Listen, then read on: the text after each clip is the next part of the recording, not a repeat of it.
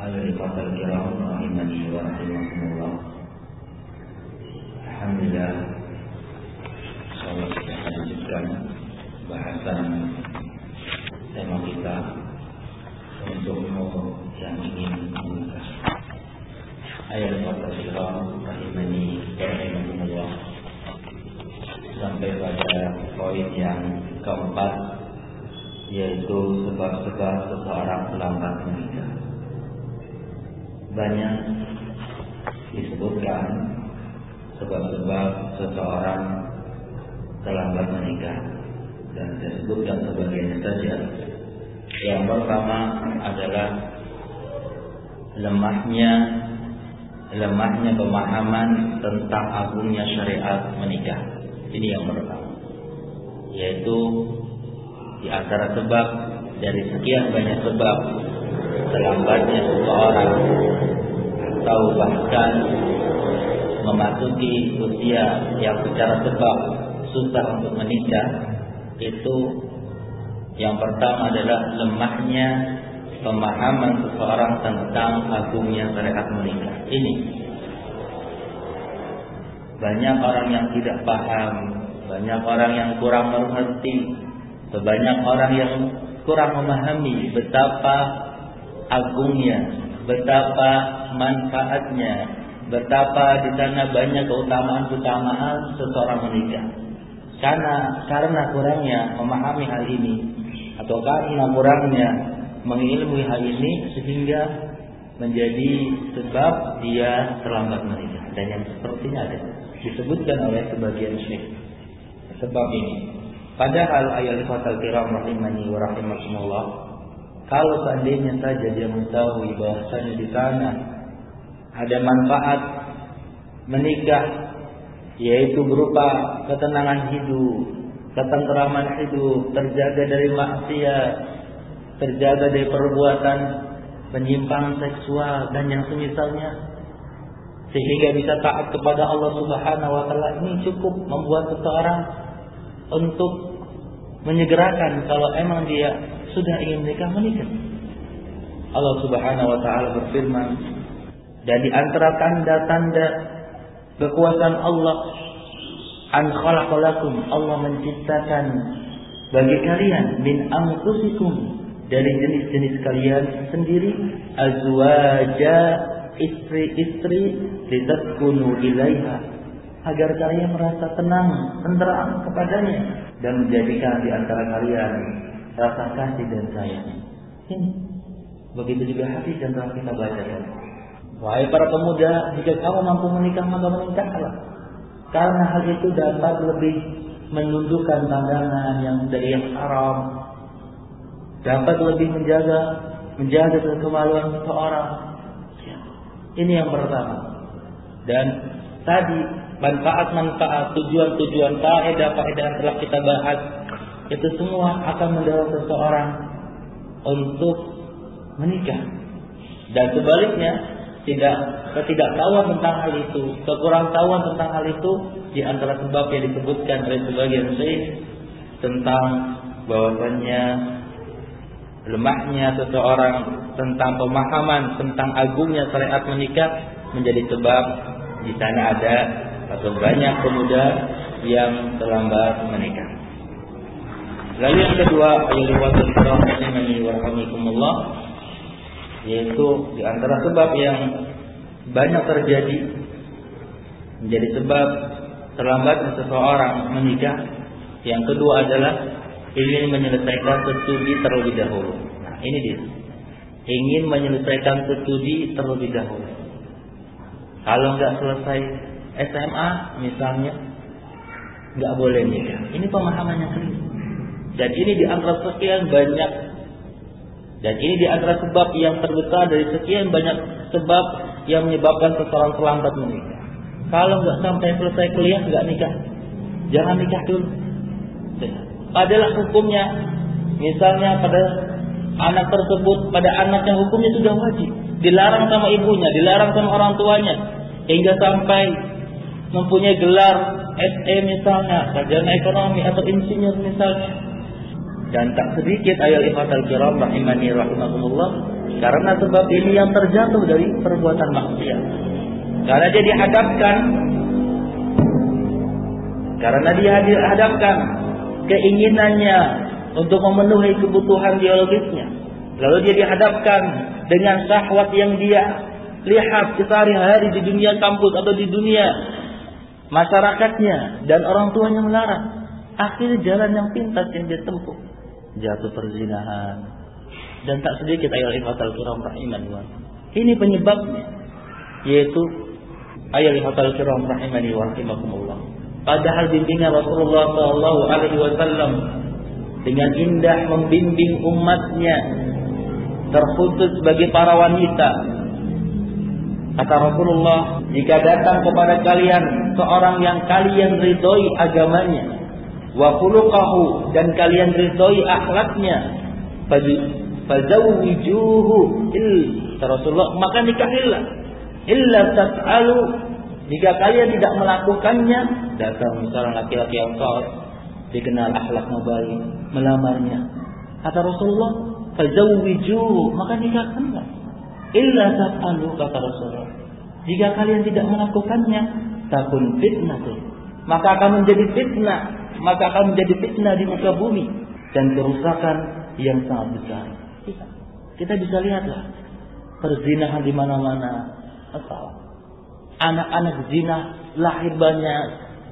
Coba, bahkan antum bisa melihat yang dengan cara kekerasan saja banyak, itu pemerkosaan. Apalagi yang dengan cara suka sama suka, zina misalnya, jelas lebih banyak. Kalau ada orang yang mau menempuh dengan cara yang kasar, resikonya di dunia, di penjara misalnya, itu ada banyak. Apalagi yang resikonya mungkin di negeri kita nggak dihukum. Ini penyebabnya ayatul ikhwan hafizahumullah. Yang ketiga, pandangan terlalu idealis mengenai pasangan hidup. Ini sebab yang ketiga, yaitu pandangan yang terlalu idealis mengenai pasangan hidup, yaitu tidak adanya sikap merasa cukup dengan perkara-perkara yang penting dan darurat. Pandangan terlalu idealis mengenai pasangan hidup, yaitu tidak adanya sikap merasa cukup dengan perkara-perkara yang penting dan darurat. Tidak menyesuaikan dengan realita yang ada. Maunya misalnya yang punya gaji mapan, punya rumah, punya kendaraan, ganteng, salafi, masya Allah. Sedikit aja melenceng nggak mau, sedikit kurang berapa senti nggak mau. Karena trianya udah mau 30, ditawarin sama orang yang baru selesai atau masih belajar di salah satu markis Al-Sunnah. Dia bilang maunya yang tingginya 170 atau sampai 175. Masya Allah. Dia tingginya nggak lebih dari 155. Akhirnya ditolak. Sekarang ketika ikhwannya nggak mau, nyari-nyari sampai sekarang belum nikah. Terlalu idealis. Ayo ikhwatal kiram rahimani wa rahimakumullah. Ini sebab yang banyak menyebabkan sebagian wanita menjadi terlambat untuk menikah, sehingga memasuki usia yang secara sebab usia susah untuk menikah secara sebab 30 ke atas dan seterusnya. Ayo ikhwatal kiram rahimani wa rahimakumullah. Enggak ada akhir, enggak ada yang sempurna. Sebab yang keempat yang menyebabkan seseorang terlambat menikah, baik ikhwan atau akhwat, pemuda dan pemudi kaum muslimin, yaitu meniti karir. Nah, ini meniti karir. Perkara ingin meniti karir hingga ke puncaknya atau sesuai dengan apa yang dia inginkan menjadi sebab sebagian wanita memasuki usia yang sulit untuk menikah. Mereka sibuk setelah studinya, sibuk cari kerja. Setelah kali kerja, tunggu mapan dulu kedudukannya. Setelah mapan, tunggu beli rumah dulu, dan seterusnya. Ini sibuk meniti karir dengan apa yang dia inginkan, atau sampai apa yang dia merasa puas untuk berada di atasnya, menyebabkan dia lupa, menyebabkan sebagian wanita lupa dengan fitrahnya, dengan kewajiban intinya, itu menjadi ibu rumah tangga. Sehingga ini di antara sebab dari sekian banyak sebab wanita itu terlambat menikah. Di antaranya anak ceritakan tadi, umur 45 tahun belum nikah, gajinya 35 juta. Ada yang di antara antum mau maju 35 tahun, 45 tahun gaji 35 juta. Sekarang kerja di perusahaan minyak. Ada lagi yang lainnya. Ini ayat riwayatul kiram rahimani wa rahimakumullah. Kasihan. Lalu yang kelima, ini diantaranya yaitu beralasan dengan atau belum mapan. Beralasan dengan belum mapan, belum ada yang semisal. Alasannya belum mapan atau ingin punya rumah. Kalau udah punya rumah, maksud anak ayat riwayatul kiram rahimani wa rahimakumullah, yaitu yang dimaksud dengan belum mapan yaitu batasan tertentu. Artinya kalau udah ada rumah dulu, ada pekerjaan tetap dan seterusnya, batasan-batasan yang dia mempersulit dirinya sendiri untuk segera menikah. Ini di antara sebabnya. Allah Subhanahu wa taala berfirman, "Wa ankihul ayyama minkum was-salihin min ibadikum wa imaikum," kata Allah. Dan nikahilah orang-orang yang masih membujang di antara kamu dan juga orang-orang yang layak menikah dari hamba sahayamu, dan yang laki-laki maupun yang perempuan.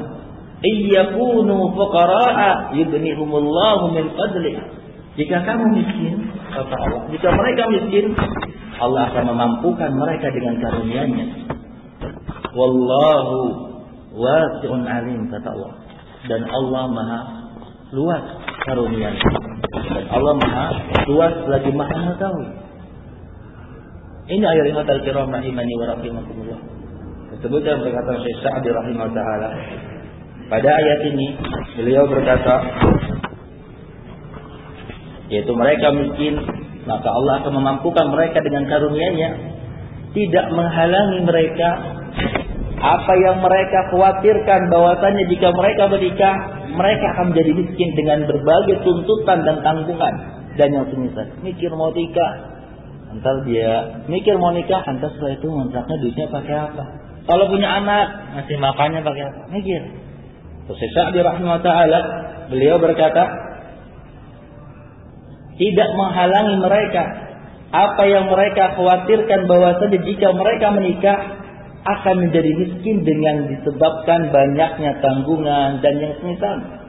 Di dalam ayat ini, perhatikan kata beliau, di dalam ayat ini terdapat anjuran untuk menikah dan janji Allah bagi orang yang menikah dengan diberikan kekayaan setelah sebelumnya miskin. Lihat ayat riwayatul kiram rahimani wa Allah yang akan memberikan kekayaan kepada kita. Maka kalau alasan tunggu punya rumah, atau alasan tunggu punya kerjaan tetap, atau alasan-alasan sehingga mempersulit seseorang untuk menikah sehingga dia terjatuh kepada perbuatan maksiat, kasihan. Dan ini diantaranya banyak yang terjatuh kepada, atau banyak yang seseorang terlambat menikah. Bukan berarti kita tidak mempersiapkan, tidak. Kalau ada rezeki cukup untuk menikah dengan pernikahan yang sederhana.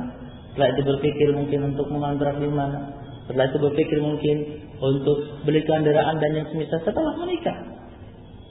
Jangan sampai ditunda sehingga menyebabkan dia atau memasuki usia yang menjadi sebab seseorang susah untuk menikah. Lalu yang keenam,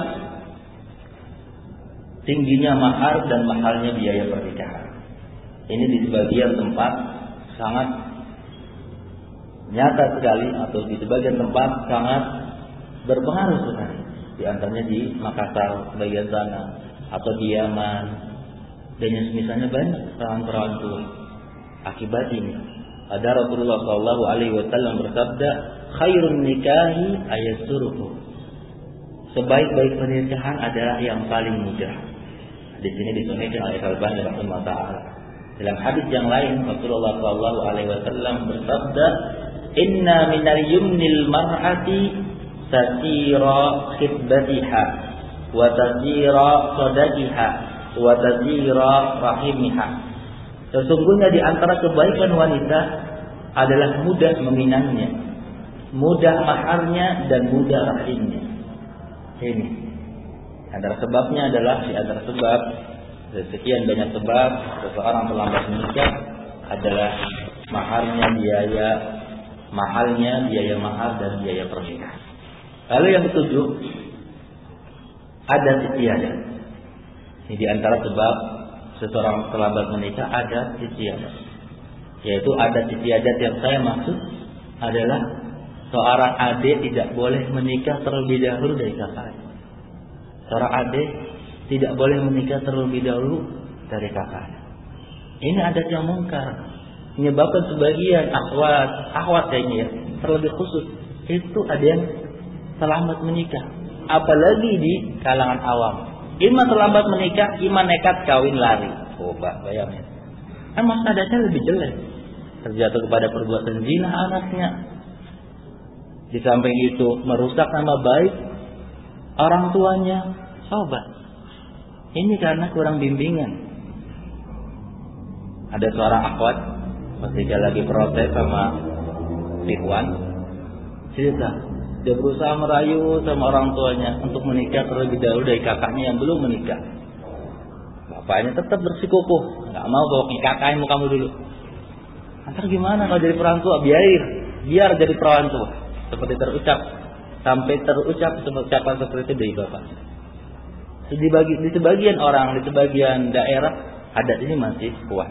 Dan ini di antara sebab seseorang terlambat menikah.